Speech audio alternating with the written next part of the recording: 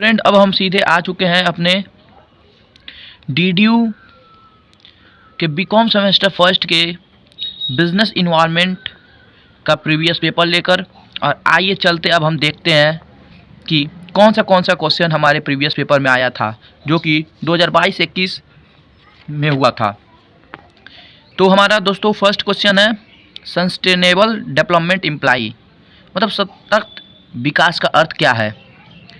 तो इसमें से हमारा ये तीनों हो जाएगा, तो ये आंसर होगा क्या हम लोगों का, ऑल ऑफ द एबव।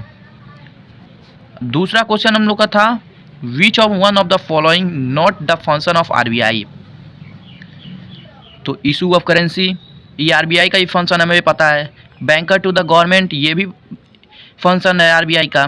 और custodian of the nation foreign exchange reserve, ये भी आरबीआई का फंक्शन है। तो इसमें से कौन सा होगा, watch dog of the unethical competition in the market, मतलब हमारा ये सी वाला ऑप्शन इसमें सही हो जाएगा। तो तीसरा क्वेश्चन क्या है हमारा, the occupation in which people work for other and get remunerated in return in known as. तो इसका आंसर हम लोग का हो जाएगा एम्प्लॉय, रोजगार। अब हम आते हैं अपने फोर्थ वाले क्वेश्चन पे। The capital market in India is controlled by. तो हम सब लोगों को पता है कि जो हम लोग का कैपिटल मार्केट है, पूंजी बाजार है, वो सेबी के द्वारा कंट्रोल किया जाता है। सेबी का फुल फॉर्म सब लोग जानते ही हैं, security exchange board of India. आपका ज़्यादा टाइम ना लेते, हम जल्दी जल्दी इसको करेंगे। अब फिर हम आ जाते हैं फिफ्थ क्वेश्चन पे। FIPB स्टैंड फॉर, इसका फुल फॉर्म होगा फॉरेन इन्वेस्टमेंट प्रमोशन।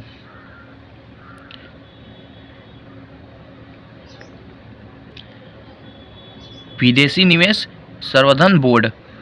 यहाँ पे फोर्थ ऑप्शन बोर्ड नहीं दिया हुआ है, लेकिन यहाँ पे बोर्ड होगा लास्ट में, तो इसका आंसर यही होगा फोर्थ वाला ही, ठीक है ना। ये मत आप लोग सोचिएगा कि बोर्ड नहीं लिखा हो तो ये नहीं होगा।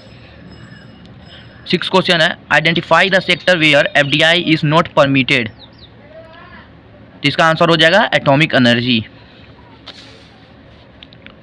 सेवेंथ क्वेश्चन है which environmental factor regulate the value on believe traditional and customer of society. तो इसका आंसर हो जाएगा सोशल कल्चर एंड फैक्टर, सामाजिक सांस्कृतिक कारक। आठवां क्वेश्चन है in the PEST framework for environment analysis what does the letter E stand for. तो आप सब लोग जानते हैं कि इसका पेस्ट का फुल फॉर्म में ई का होता है इकोनॉमिक। नौवां क्वेश्चन है हमारा dash is the process by which organisation monitor their relevant environment to identify opportunities and threat affecting their business for the purpose of taking strategic decision। वह प्रक्रिया जिसके संगठन राजनीतिक निर्णय लेने के उद्देश्य से अपने व्यवसाय को प्रभावित करने वाले अवसरों को, चुनौतियां, खतरों को पहचान करके के लिए प्रशासनिक वातावरण का निगरानी करती है। तो इसका आंसर क्या हो जाएगा, स्कैनिक, अवलोकन करना। हमारा 10वां क्वेश्चन है friends relationship between organization and environment can be described through तो exchange of information, exchange of resource, exchange of influence and power। तो हम सब लोग जानते हैं कि ये तीनों का तीनों इसका होगा, तो इसमें से क्या हो जाएगा answer, all of the above. 11th question है which of the following is not a part of economic environment. इसका आंसर क्या होगा friend, consumer buying pattern. 12 question क्या होगा, study of human population is called as in dash environment. मानव जनसंख्या का अध्ययन को कहा जाता है जनसांख्यिकी, डेमोग्राफिक इन्वायरमेंट। ठीक है फ्रेंड, हम जल्दी जल्दी आगे बढ़ेंगे क्योंकि आप ज़्यादा से ज़्यादा आपका टाइम ना लेते हुए जल्दी से जल्दी किया जाए। Dash with their own bargaining power affect the cost structure of the industry supplier. The price, 14th question, the price sensitivity of the market is an important factor of which element of macro environment।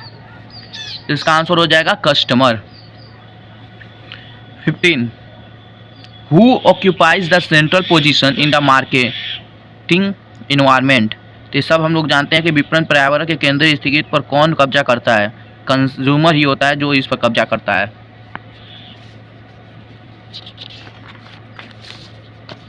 16 question हमारा है SEBI has to responsive to the need of group which constitute the market. इसका answer हो जाएगा all of the above. Issue of security, the investor, the market intermediate, तीनों answer होगा, इसलिए हम all of the above होगा। 17 who is the custodian of the nation foreign exchange reserve. Central government of India, president of India, State Bank of India, Reserve Bank of India. तो हम सब लोग जानते हैं कि फॉरेन एक्सचेंज रिजर्व आरबीआई के अंडरगत ही होती है, तो इसका आंसर हो जाएगा रिजर्व बैंक ऑफ इंडिया।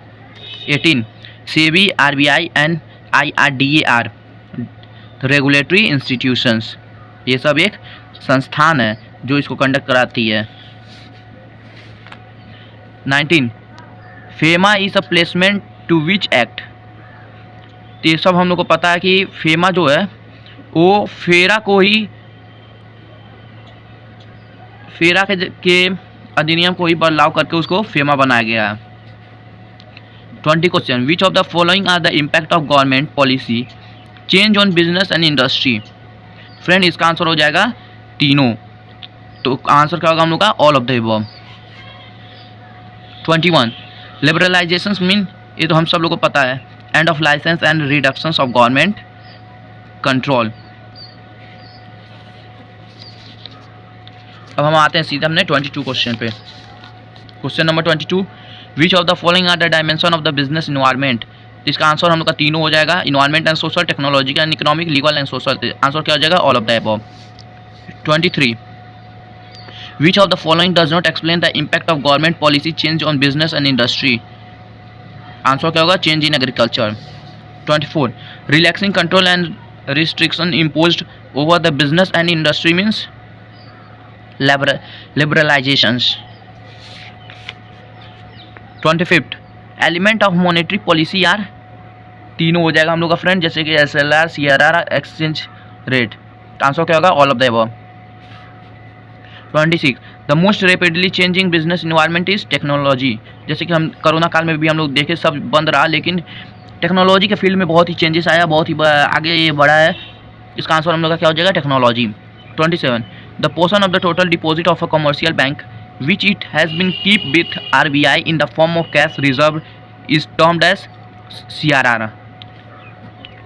मतलब किसी वाणिज्य बैंक को अपनी कुल जमा राशियों को जो भाग नकदी के रूप में रिजर्व बैंक, जो हर एक बैंक को अपने कुछ पैसों को रिजर्व में रखता है, तो वो CRR के अंतर्गत रखता है।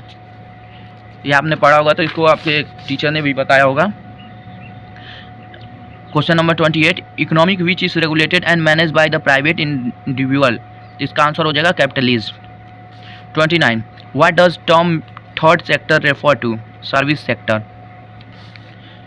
Question number 30 by which act government check restrictive trade practice, MRTP। ये हम सब लोगों को पता है। Company imagine is factor affecting business internally, आंतरिक तरीके से वो अफेक्ट करता है। Dash is an economic system based on the principle of free enterprises capitalisations, पूंजीवादी। The industrial policy resolution was passed first in 1956। 34 in India liberalisation and privatisations began from 1991। Which among the following is not the instrument of monetary policy? Deficit financing. Question number 36. Which one is not an element of internal environment?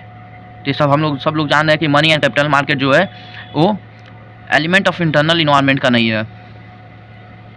37. Expense and contractions money is an economic is referred as monetary policy. Which one of the following is not the element of demographic environment? इसका answer हो जाएगा friend क्या, research and development. Macro economic consist of, तो इसमें हो जाएगा हम लोग का तीनों आंसर हो जाएगा, economic factor, social factor, government factor. तो आंसर क्या होगा all of the above. Question number 14 जो कि हमारा लास्ट क्वेश्चन है, तो आइए देखते हैं वो क्या है। तो क्वेश्चन नंबर 14 हम लोग का है फाइंड द ओड नेम। तो macro environment, general environment, external environment, work environment. इसमें हम लोग का आंसर क्या हो जाएगा वर्क एंड इन्वायरमेंट। तो फ्रेंड ये रहा आपका 2021 एंड 22 का सेमेस्टर फर्स्ट बिजनेस इन्वायरमेंट का प्रीवियस पेपर, जो कि 22/1/2022 को कंडक्ट कराई गई थी। तो आप इस पेपर को पढ़िए, इसमें ज़्यादा से ज़्यादा क्वेश्चन आपका मैच कर सकता है और तैयार कीजिए अपने आप को। All the best.